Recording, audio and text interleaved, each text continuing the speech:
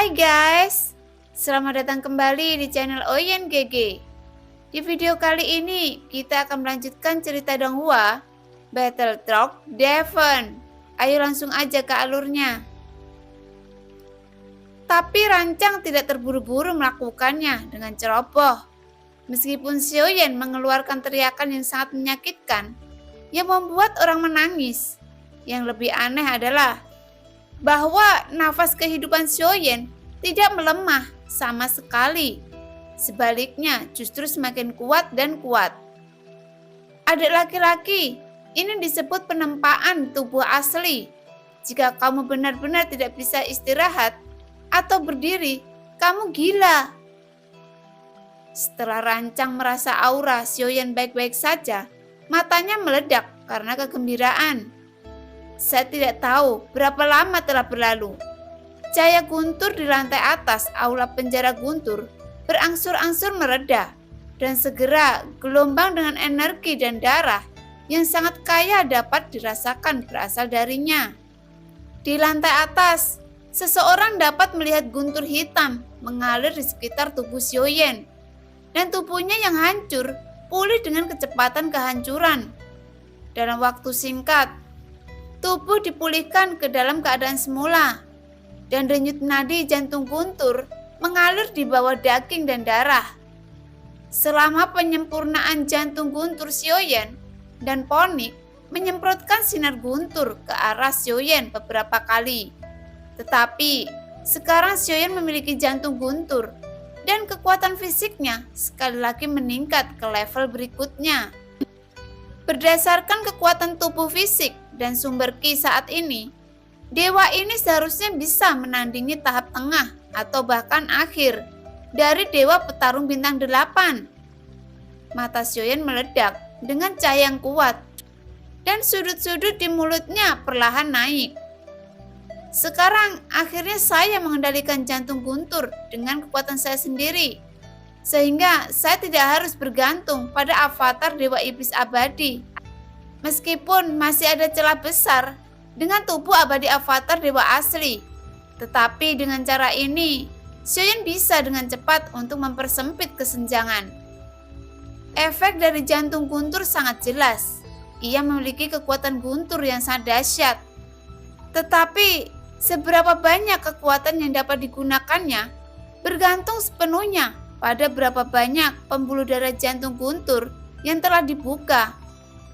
Setelah benar-benar menyempurnakan jantung guntur, bersama dengan sinar guntur Ponik, meskipun ditunjukkan untuk melenyapkan Xiaoyan, bagi Xiaoyan itu sangat membantunya. Awalnya hanya ada 18 pembuluh darah jantung guntur di tubuh Xiaoyan, tetapi di bawah pengaruh gunturnya, Xiaoyan secara paksa membuka yang ke-19 dan ke-20. Jika semua pembuluh darah dibuka, mungkin tubuh fisik akan dapat menyentuh alam abadi.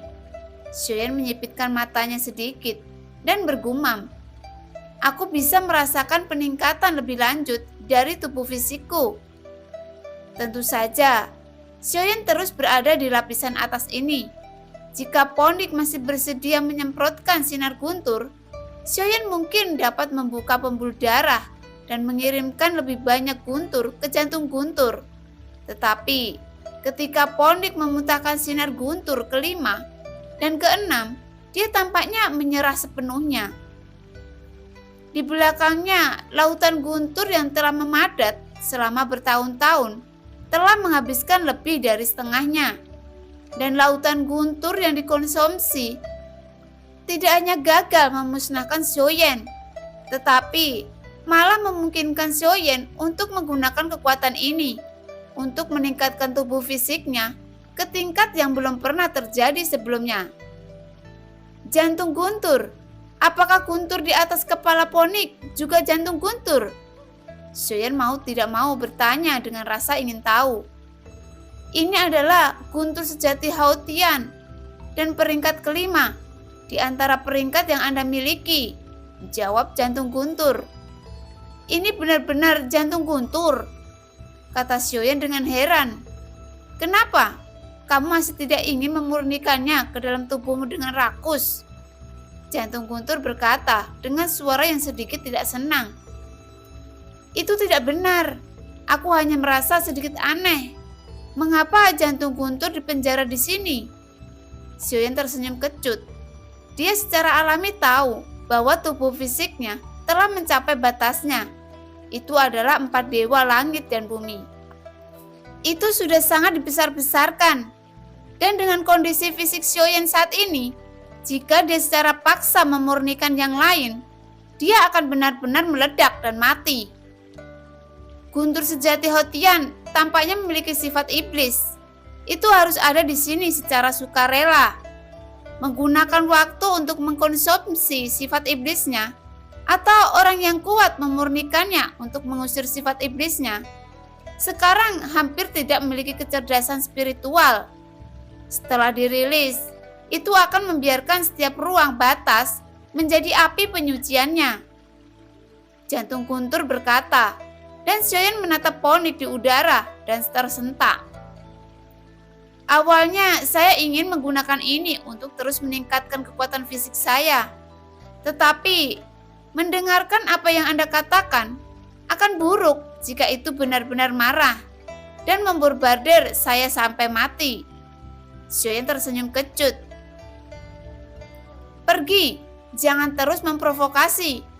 Bukan tidak mungkin untuk benar-benar menjadi gila dan meledakkanmu sampai mati. Jantung Guntur juga setuju. Xiaoyan mengangguk dan mengepalkan tinjunya pada Phoenix yang berada di udara. Meskipun saya tidak tahu apakah senior masih memiliki kebijaksanaan spiritual, saya ingin berterima kasih atas bantuan Anda kali ini.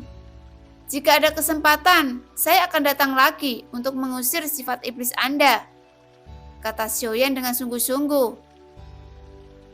Karena Xiaoyan memasuki aula penjara Guntur sebenarnya dapat merasakan bahwa Guntur ini memiliki kemauan.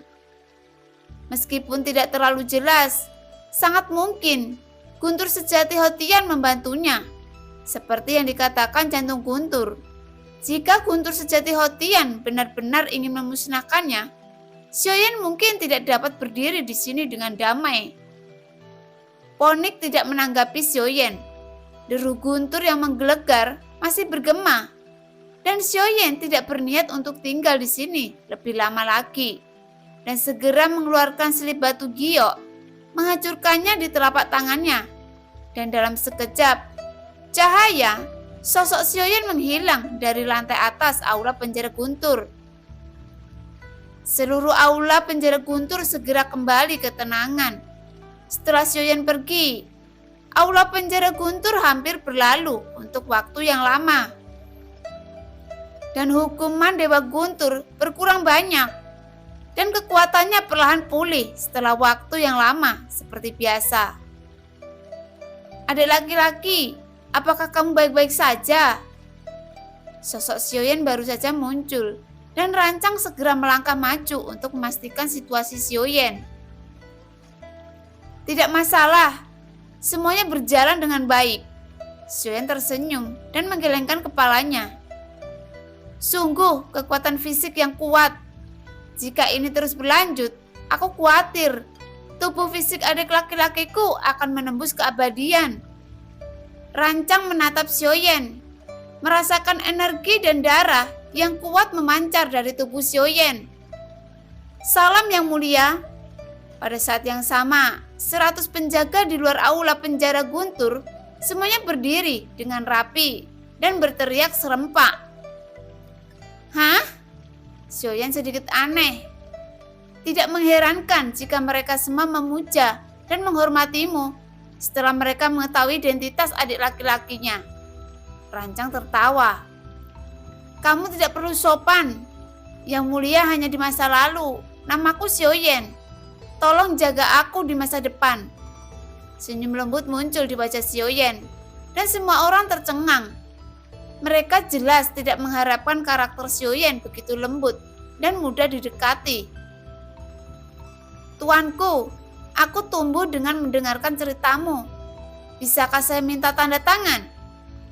Sikap Xiaoyan segera membuat semua orang merasa sangat santai, dan mereka semua berkumpul, memegang gulungan buku bergambar di tangan mereka. Xiaoyan mengambil buku bergambar itu dan melihatnya dengan rasa ingin tahu. Lukisan yang mulia? Itu tidak biasa. Kisah yang mulia ada di dunia dewa kuno. Itu adalah buku yang dibaca oleh banyak anak sejak mereka masih kecil. Dan sangat normal bagi mereka untuk menyembah di dalam hati mereka. Rancang tertawa, dan segera dia mengeluarkan buku bergambar yang sama. Di mata harapan semua orang, Xiaoyan akhirnya tidak punya pilihan selain menandatangani buku bergambar mereka satu persatu. Kakak laki-laki, bagaimana kalau saya menandatangani satu untuk kakak laki-laki juga? Rancang mendekati Xiaoyan dengan senyum main-main. Ayo pergi, kembali dan lihat ketiga istriku yang cantik. Xiaoyan dan Rancang berubah menjadi cahaya dan pergi setelah berbicara. Di halaman, Xiaoyan menjelaskan keraguan ketiga istri satu persatu, mencoba yang terbaik untuk membantu mereka, meningkatkan kekuatan tanpa merusak bakat alami mereka. Setelah itu, Xiaoyan menghabiskan 1 tahun dengan tenang bersama 3 istrinya yang cantik di halaman. Tetapi Xiaoyan tahu bahwa kehidupan yang damai seperti itu hanyalah ilusi sementara dari arus krisis. Sudah waktunya untuk pergi, gumam Xiaoyan. Ketiga gadis itu semua menunjukkan ekspresi keengganan. Xiaoyan sudah menjelaskan semuanya dengan jelas. Dia harus pergi. Sorot mata ketiga istri Xiaoyan suram. Itu bukan karena dia ingin mencari nafkah. Sebagian besar waktu, dia tidak punya pilihan. Apa yang kamu tangisi? Pergi sebentar, jangan terlalu sedih. Xiaoqi dan Qinglin memiliki mata merah dan menarik Xiaoyan dengan enggan. Suamiku, kamu harus berhati-hati. Xiaoyan melihat keduanya menangis dan hatinya sedih. Jangan khawatir, masalah kecil, kamu harus berlatih keras agar kamu bisa membantuku di masa depan. Xiaoyan mengusap kepala kedua gadis itu dan berkata sambil tersenyum santai. Cailin, kemarilah. Ada satu hal lagi yang ingin kuberitahukan padamu. Meskipun Cailin tidak selembut Xiaoqi dan Qinglin, masih ada keengganan di kedalaman matanya yang indah. Cailin tidak curiga dan perlahan-lahan pindah ke sisi Xiaoyan, dan Xiaoyan mendekat ke telinga Cailin. Ada suara garing dan tawa Xiaoyan datang dari sebelah telinganya. Dia menampar pantat Cailin dengan ringan, dan Cailin menyadari bahwa Xiaoyan sedang menggodanya. Saat dia akan marah, sosok Xiaoyan telah menghilang. Xiaoyan, ketika kamu kembali, aku akan melihat apakah aku tidak bisa merawatmu dengan baik. Cailin meraung marah. Satu kata seteguk. Suara Xiaoyan datang dari jauh. Ketiga wanita itu berdiri di halaman untuk waktu yang lama. Dan setelah memastikan bahwa Xiaoyan benar-benar pergi, mereka duduk bersila dengan mata tertutup. Kita tidak bisa lalai. Kita harus berlatih keras, kata Xiaoqi. Qinglin mengangguk dengan tegas. Ada juga api di mata Cailin. Dia juga mengerti bahwa jika dia tidak meningkatkan kultivasinya, mereka hanya bisa terlindung di masa depan. Ini bukan yang diinginkan Cailin. Dia lebih suka berdiri di sisi Xiaoyan. Setelah Xiaoyan pergi, ketiga wanita itu tidak mengabaikan sesaat, dan mereka juga memasuki mode kultivasi gila. Karena kuil kuno memberi mereka sumber daya yang cukup. Di kuil kuno, Xiaoyan masih datang ke aula utama sebelum pergi. Dia bisa menghilang begitu saja, tapi ini sama sekali bukan pilihan terbaik. Apakah kamu akan pergi? Sang permaisuri tidak terkejut saat melihat penampilan Xiaoyan. Xiaoyan sedikit mengangguk. Dia telah tinggal di alam dewa kuno selama lebih dari 10 tahun dan sudah hampir waktunya untuk pergi. Apa rencanamu? Tanya permaisuri. Sebelum saya pergi, saya ingin bertanya kepada permaisuri. Bisakah Anda menjaga dunia Dodi dan dunia Doki? Meskipun pada dasarnya mereka telah pindah. Dunia Doki dan dunia Doidi masih menjadi kampung halamannya waktu Xiaoyan. Jangan khawatir tentang ini. Ketika kamu memiliki pertempuran besar dengan istana surgawi, itu sudah diatur dengan benar. Mereka semua tersembunyi dan sulit bagi istana surgawi untuk mengetahuinya. Sang ratu berkata perlahan. Xiaoyan tersenyum ketika mendengar ini. Terima kasih permaisuri karena telah berhati-hati. Xiaoyan mengepalkan tinjunya. Kenapa? Apakah kamu tergoda oleh kaisar? Meskipun kamu memiliki banyak istri dan selir, tidak ada putri yang pandai seperti kaisar di antara istri dan selirmu. Apakah kamu ingin mempertimbangkan kembali? Permaisuri juga tertawa. Permaisuri, aku punya satu hal lagi yang harus dilakukan, kata Xiaoyan, lalu melihat kedua sisi sekitarnya. Di kedua sisi aula utama adalah pavilion Qianji, dan di sana ratusan orang berkeliling untuk mengelolanya.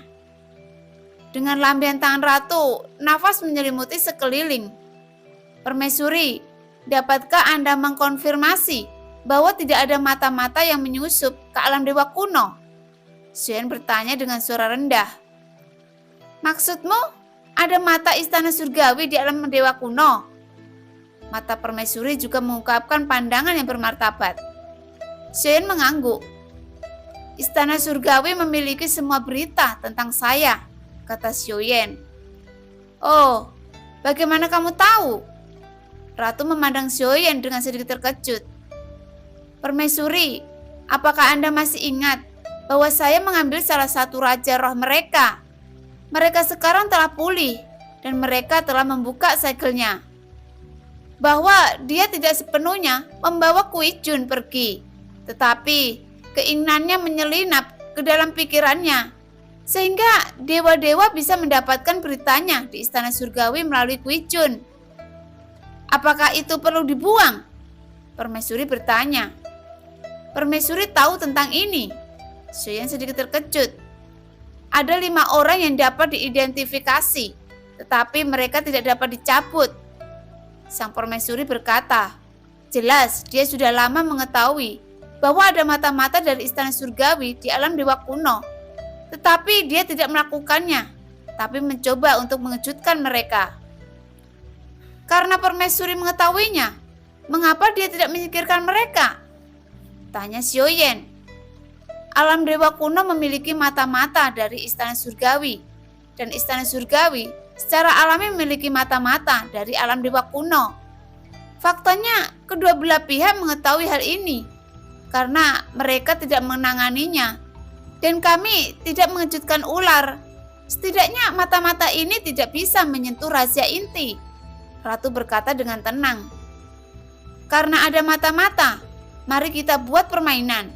Xiaoyan mengangguk. Setidaknya mengetahui bahwa semuanya berada di bawah kendali permaisuri. Xiaoyan tidak perlu khawatir.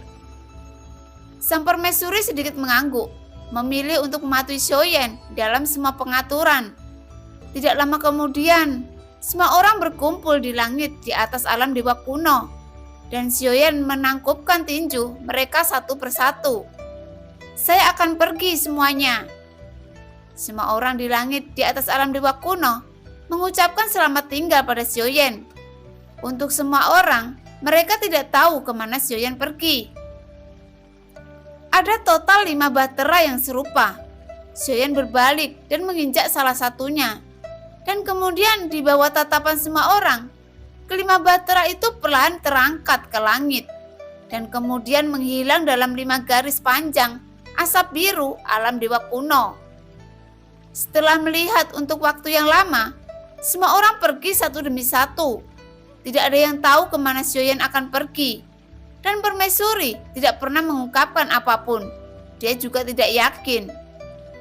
Yang mulia, mengapa Anda membutuhkan 5 bahtera untuk adik laki-laki saya pergi sendirian? Rancang bertanya. Dia sedikit bingung. Apakah Anda ingin tahu? Permaisuri menatap Rancang yang mengangguk seperti ayam mematok nasi. Semua mata tertuju pada sang permaisuri, merasa sangat penasaran. Sang permaisuri mengangkat bahunya, dan dia juga tampak bingung. Aku juga ingin tahu kenapa, tapi dia tidak mengatakannya. Keingintahuan semua orang langsung dituangkan dengan air dingin, dan mereka menatap ratu tanpa daya.